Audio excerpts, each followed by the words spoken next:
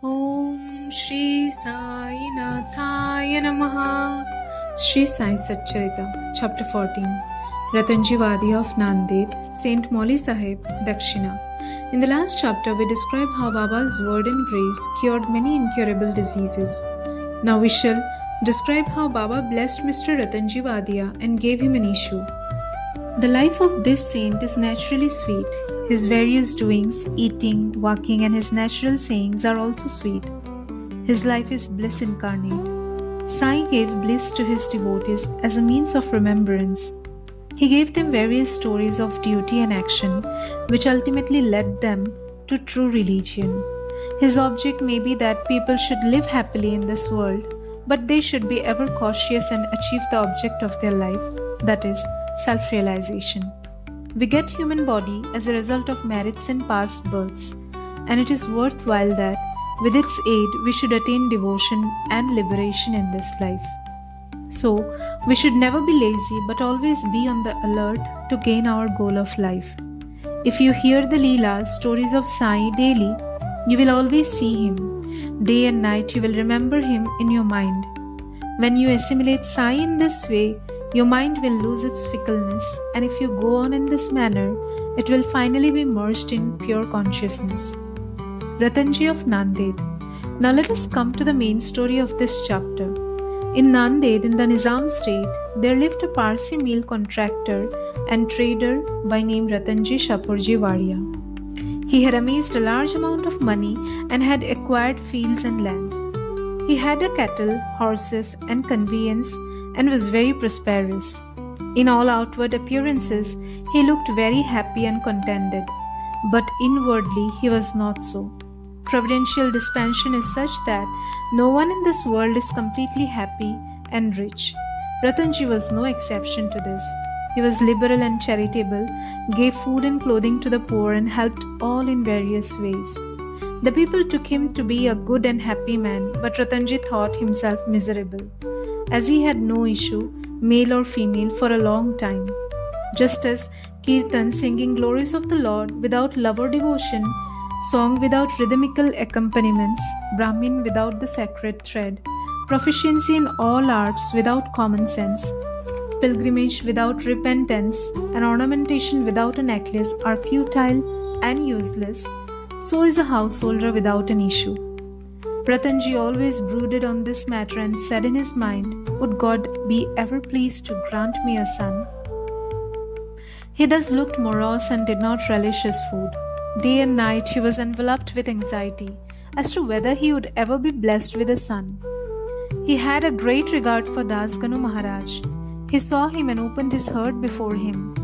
Dasganu advised him to go to Shirdi, take Baba's darshan, fall at his feet and seek his blessing and pray for an issue.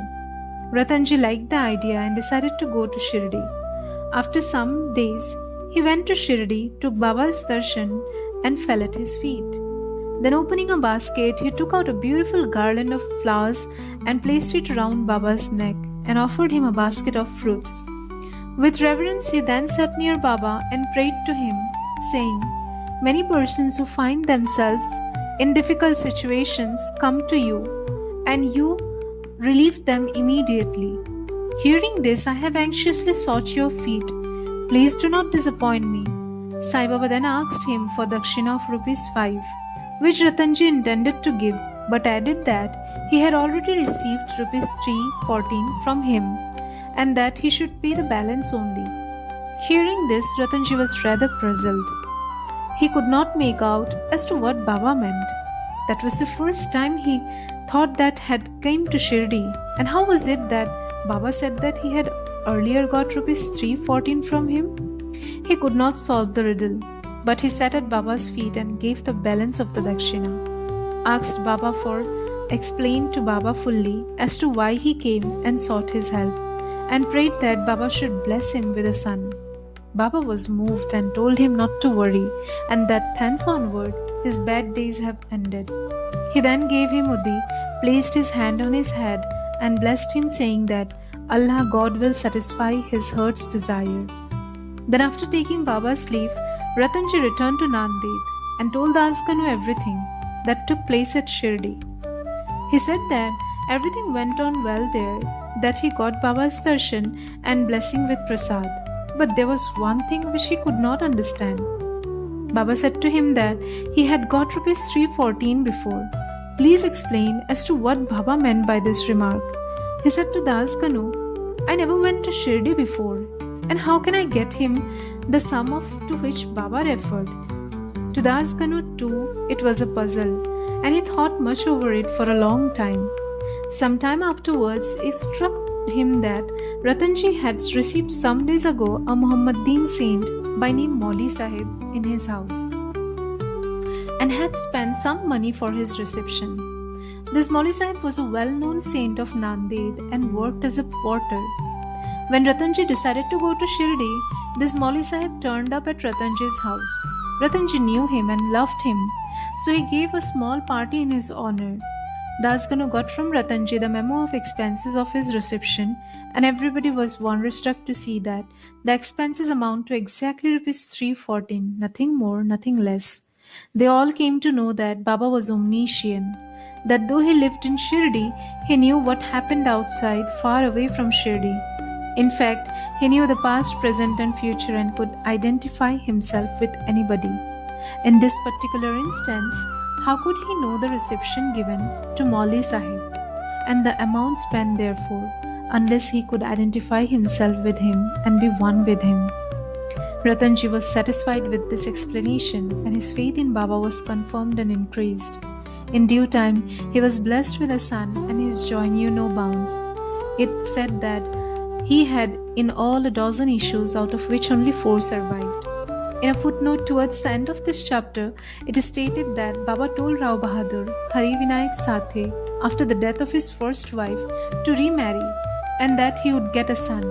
Arbi Sathe married second time. The first 2 issues by his wife were daughters, and he therefore felt very despondent. But the third issue was a son. Baba's words did come true, and he was satisfied. Dakshina. Now we shall close this chapter with a few points about Dakshina. It is a well-known fact that Baba always asked for Dakshina from people who went to see him. Somebody may ask a question, if Baba was a fakir and perfectly non-attached, why should he ask for Dakshina and care for money? We shall consider this question broadly now. First, for a long time, Baba did not take anything. He stored burnt matches and filled his pocket with them. He never asked anybody for anything, whether he be a devotee or otherwise.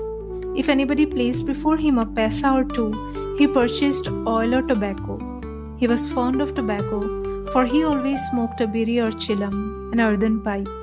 Then some persons thought that they should not go to saints empty-handed, and therefore placed some copper coins before Baba.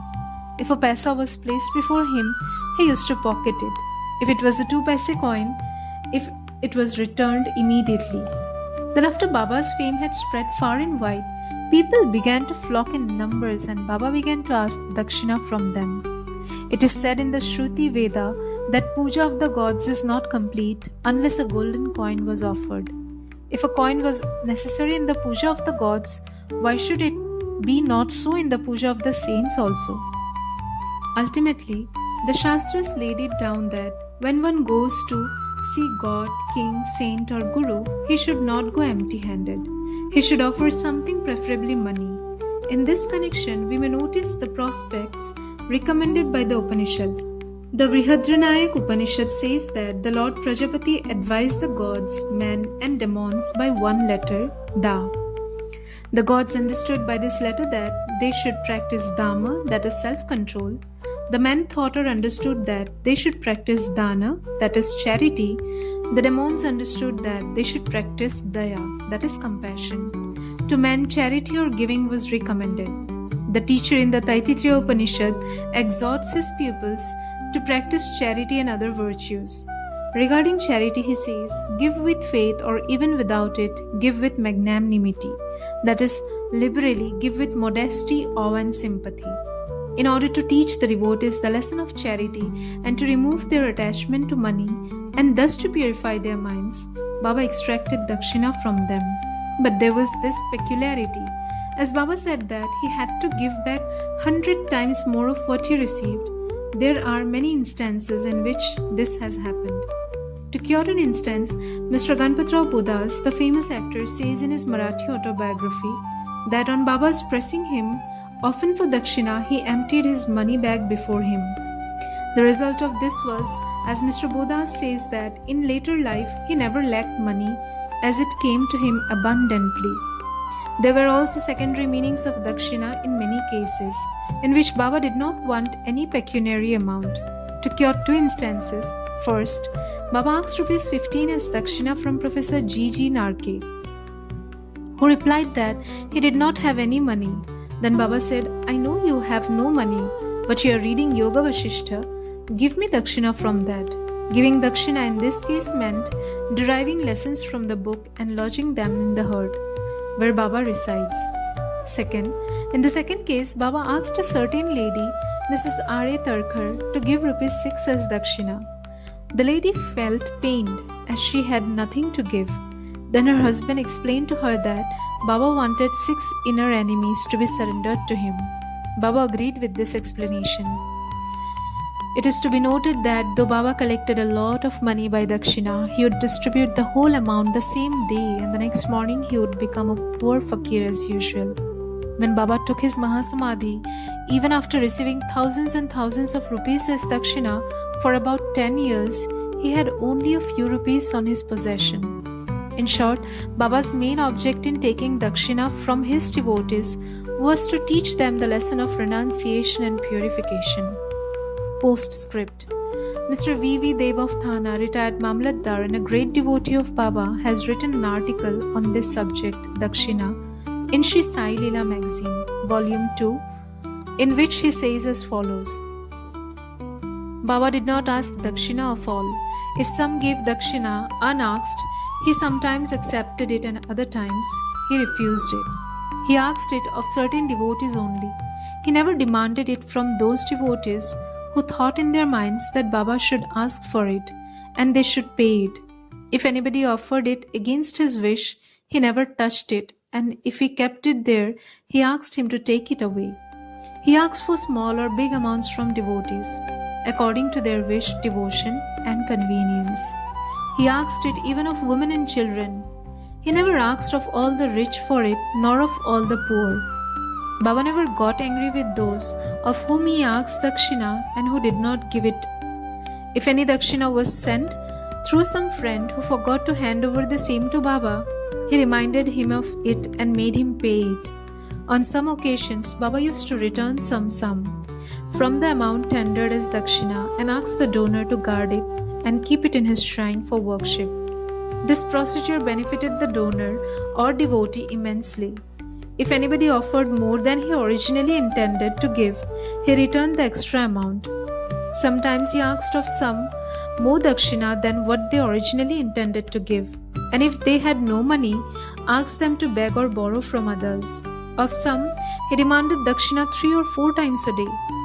Out of the amount collected as dakshina, Baba spent very little for his own sake, that is for buying chilim and fuel for his dhuni, sacred fire, and all the rest he distributed as charity in varying proportions to various persons. All the paraphernalia of the Shri Sansthan was brought by various rich devotees at the instance and suggestion of Radhakrishna Mai. Baba always used to get wild and scolded those who brought any costly and rich articles. He said to Mr. Nanasaheb Chandorkar that all his property consisted of 1 kopeen, cot piece, 1 stray piece of cloth, 1 kafni and a tumbril, that is tin pot, and that all the people troubled him with bringing all these unnecessary costly articles. Women and wealth are the 2 main obstacles in the way of our Paramartha, spiritual life, and Baba had provided in Shirdi 2 institutions, that is Dakshina and Radhakrishna Mai. For whenever they came to him, he demanded dakshina from them and asked them to go to the school, Radhakrishna Mai's house. If they stood these 2 tests well, that is, if they showed that they were free from attachment for women and wealth, their progress in spirituality was rapid and assured by Baba's grace and blessings. Mr. Dev has also quoted passages from the Gita and Upanishads and shown that charity given in a holy place or to a holy personage conduces to the donor's welfare.